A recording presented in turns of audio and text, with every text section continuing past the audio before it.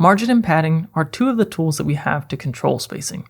Let's scroll down on our About page until we get to this container, and we'll see how it works. Let's click the handle here, and then open up the Advanced tab. And here you can see our controls for margin and padding. And if these both control spacing, how do margin and padding differ?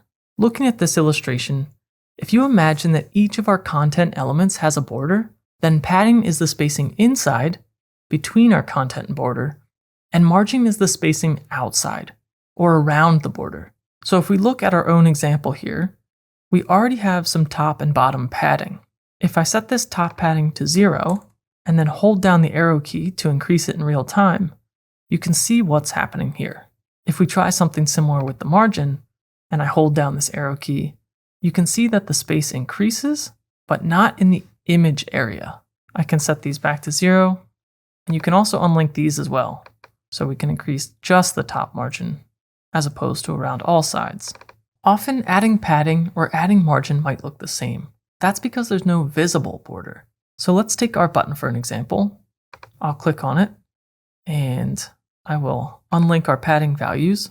If we increase margin on the top, or increase padding on the top, our button's still moving in the same direction, and nothing too distinct is happening when we change one or the other. I'll set these back. And there's another way that we can add spacing, and that's with a spacer widget. So let's click Add Element up here at the top. Let's find the spacer right here, and I'll drag that in above our button. When we select our spacer, this slider will show, and this is just another way that we can increase space. I'm going to remove this for now.